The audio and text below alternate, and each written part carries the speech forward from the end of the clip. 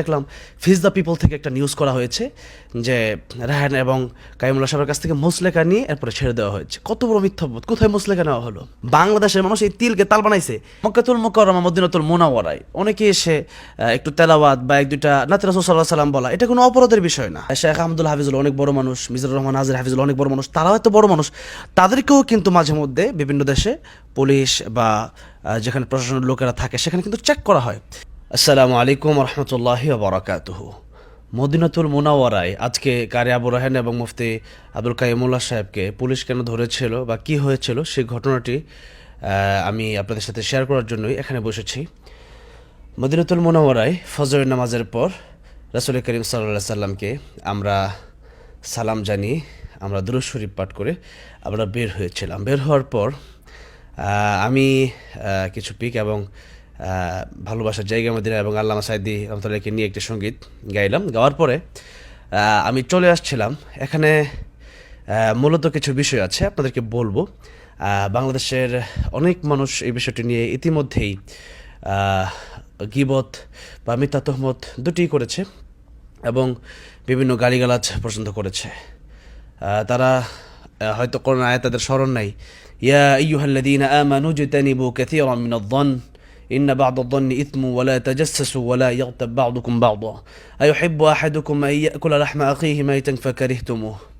মানুষকে নিয়ে ধারণা করে কথা বলা কত মারাত্মক লেভেলের গুণ, একটা বান্দার হক নষ্ট করা। আরেকটা হচ্ছে যাহা শোনা তাহাই বলা, এটাও মিথ্যাবাদী হওয়ার জন্য যথেষ্ট। আরেকটা হচ্ছে যে একজন মানুষ যেটা করে নাই সেটাও বলা। যেমন আজকে দেখলাম ফিজ দ্য পিপল থেকে একটা নিউজ করা হয়েছে যে রায়হান এবং কাইমুল্লাহ সাহেবের কাছ থেকে মুসলেকা নিয়ে এরপরে ছেড়ে দেওয়া হয়েছে। কত বড় মিথ্যাবোধ! কোথায় মুসলেকা নেওয়া হলো?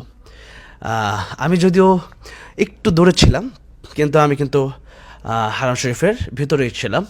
এবার আপনাদেরকে এতক্ষণ বোঝালাম যে অনেকেই গুনাহ করে ফেলেছেন, তারা তওবা করেন, আল্লাহ তাদেরকে মাফ করে দিক। এখন কথা হচ্ছে যে আজকে কী হয়েছিল সেটা এখন বলবো।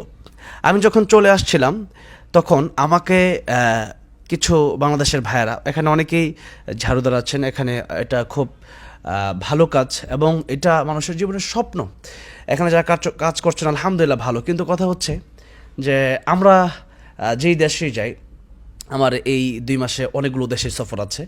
আগামীকাল ইনশাল্লাহ বাহরাইন এবং কাতারের উদ্দেশ্যে রওনা হব। আগামীকাল রওনা হয়ে যাব মদিনাতুল মুনাওয়ারা থেকে। তো যেখানেই যাই আলহামদুলিল্লাহ এখন তো বাংলাদেশের মানুষ সব জায়গায় আছে। মানে মদিনাতুল মুনাওয়ারা মক্কাতুল মুকাররমায় মাঝে মধ্যে আসলে বা বিশেষ করে এই মিডল ইস্টে আসলে মাঝে মধ্যে মনে হয় আরেকটা বাংলাদেশের একটা জায়গায় এসেছি যেখানে বাংলাদেশি মানুষে ভরা, এত বাংলাদেশের মানুষ। সেই জন্য বাংলাদেশের মানুষটা আমাদেরকে মাঝে মধ্যে ছবি তোলার জন্য, এক দুটা গজল বলার জন্য রিকোয়েস্ট করেন, তেলাওয়াতের জন্য রিকোয়েস্ট করেন, এটা স্বাভাবিক ব্যাপার। আরেকটা ব্যাপার হচ্ছে মক্কাতুল মুকাররমা মদিনাতুল মুনাওয়ারায় অনেকে এসে একটু তেলাওয়াত বা এক দুইটা নাতে রাসূল সাল্লাল্লাহু আলাইহি সাল্লাম বলা, এটা কোনো অপরাধের বিষয় না। আজকে যে বিষয়টা ঘটেছে, কারি আবু রায়হান এবং মুফতি আব্দুল কাইয়ুমুল্লাহ সাহেবকে যে পুলিশ ধরে নিয়ে গেছে আপনারা শুনেছেন, এই বিষয়টা একেবারে সাধারণ বিষয় ছিল। এগুলো যারা বিদেশ সফর কম করে তারা খুব কম বুঝবে এবং যারা বেশি সফর করে তারা বেশি বুঝবে ইনশাআল্লাহ, আশা করি। আমরা পৃথিবীর অনেকগুলো দেশ, বিশেষ করে আমি আলহামদুলিল্লাহ ঘুরেছি। এই মাসে আগামী মাসে ইনশাল্লাহ মালয়েশিয়া সফর আছে, এই মাসে কাতার, বাহরাইন, দুবাই, শেষ করে সৌদি আসলাম। এরপরে আরও বেশ কিছু দেশে যাব ইনশাল্লাহ। তো কথা হচ্ছে যে এই যে বিদেশ সফরকালীনে বিভিন্ন সময় এয়ারপোর্টে অনেক বড় বড়, আপনি মনে করেন যে শেখ আহমদুল হাফিজুল অনেক বড় মানুষ, মিজানুর রহমান নাজির হাফিজুল অনেক বড় মানুষ, তারাও এত বড় মানুষ, তাদেরকেও কিন্তু মাঝে মধ্যে বিভিন্ন দেশে পুলিশ বা যেখানে প্রশাসনের লোকেরা থাকে সেখানে কিন্তু চেক করা হয়। তো ওনারা ভিডিও করছিল, এখানে এমনটা নয় যে ভিডিও অন্য কেউ করছে না, হাজার হাজার লক্ষ লক্ষ মানুষ এখানে পিক নিচ্ছে, ভিডিও করছে, এটা একেবারে অ্যাভেলেবেল। আমিও ভিডিও করে কিন্তু চলে আসছিলাম। কিন্তু কারি আবু রায়হান এবং মুফতি আব্দুল কাইয়ুমুল্লাহ যখন ওখানে ছিলেন তখন সেখানে একজন আসলো এবং মূল কথা হচ্ছে যে একজন কর্মকর্তা সেখানের, উনি আসছিল, অনেকজনই আসছিল। ওনারা এসে বলছিল যে একটা ছবি নেবে বা গজল শুনবে, তো এইরকম বিষয়গুলো ওনারা গজল গাচ্ছিল, ভিডিও করছিল। তো এটা হয়তো জানেও না, আমার মনে হয় জানিই না যে এটা নিষেধ, আমিও জানি না। এখন কথা হচ্ছে অনেক সময় কেউ ছবি তুললে হয়তো মাঝে মধ্যে সরিয়ে দেয় বা এরকম কিছু বলে না। এখন কারি আবু রায়হান এবং মুফতি আব্দুল কাইয়ুমুল্লাহ সাহেব যখন গজল গাচ্ছিলেন, এটা মূলত নাশিদ গাচ্ছিলেন, কয়েকজন শুনছিল এবং এটা ভিডিও হচ্ছিল।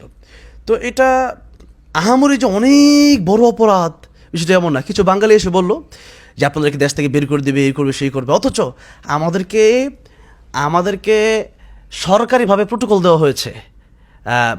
বাইতুল্লাহ শরীফে আমাদেরকে কত বড় বড় জায়গায় নিয়ে যাওয়া হয়েছে, আমাদেরকে রেডিওতে এখন তেলাওয়াত করার জন্য বলা হয়েছে, ইনশাল্লাহ আমরা নিয়মিত করবো ইনশাল্লাহ আগামীতেও। তো সেই জায়গা থেকে আমরা এখানে আসছি, এটা মদিনাতুল মুনাওয়ারা এক একটা সবসময় তো সবাই চিনবে, আমরা তো বাংলাদেশে আলহামদুলিল্লাহ মোটামুটি বলা যায়, বলতে পারি সম্ভবত আমাদেরকে 80-90% মানুষই চিনে। কিন্তু এখানে তো আর এই বিষয়টা এমন না, এখানে কিছু দু একজন মানুষের সাথে আমাদের পরিচয়, বিদেশি মানুষ তারা। তো যাই হোক, এই যে বিষয়টা হচ্ছে তাদেরকে চিনে নেয়। তো এখন কারিয়া বরাইন এবং মুফতি কাইয়ুমুল্লাহ সাহেবকে জিজ্ঞেস করলো যে আপনারা কী গাচ্ছেন, কী করছেন দেখি একটু। এই যে জিজ্ঞেস করলো, রায়হানকে আবার বললো গজল গাওয়ার জন্য, সে আবার গজল গাইলো, এরপর তাদেরকে আবার ছেড়ে দিছে। এর মানে এই না জেলে নিয়ে গেছে, হাই হাই সব শেষ হয়ে গেছে, হ্যাঁ মুসলেখা নিছে, এত বড় বিষয় ছিল না এটা।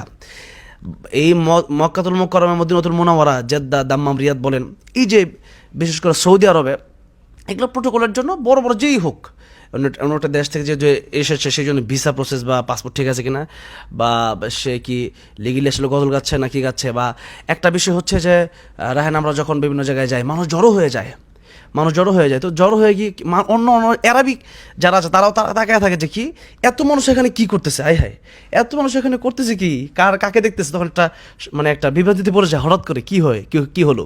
তো সেই জন্যই কিন্তু একটু জিজ্ঞাসাবাদ করেছে। এটা এমন না যে আহারে থানায় নিয়ে একবারে শেষ করে, একবারে মুসলাকা নিয়ে একবারে তাদেরকে হেনস্থা করে ফেলছে, বিষয়টা এরকম না, বিষয়টা সাধারণ ছিল। কিন্তু বাংলাদেশের মানুষ এই তিলকে তাল বানাইছে।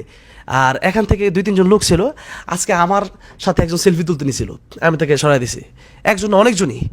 আমি এখন এটা পছন্দ করি না কেন যে আমার সাথে ছবি তুলবে, যদি তুলতে দিই ভালো, আবার না তুলতে দিলে পিছনে গিয়ে গালি দেয়।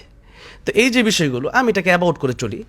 আমি এটাও বলে দিচ্ছি যে ছবি তুলতে হলে মিনিমাম একটু সময় টময় নিয়ে, এরপরে একটু ভালো এক জায়গায় বসে সুন্দর করে, রাস্তাঘাটে ধুমধাম, এত রোদ এত গরম, ঠাস করে আপনার দাঁড় করে ফেলেন, এটাকে আমাদের কাছে বিরক্তিকরই লাগে। তো সেই জন্য আমি একটু পাশ কাটিয়ে চলে যাই। তো আমি রায়হানকে আমি আগেও বলেছি যে এত ছবি তোলার দরকার নেই। বাকি আমাদের যে ভিডিওগুলো আমরা করি, এটা যেহেতু বিদেশ, এক এক দেশে এক এক সময় যাই আমরা, এটা এমন না যে ডলার ওঠানোর জন্য, আবার এটা করতেছি আমাদের ভালো লাগা থেকে।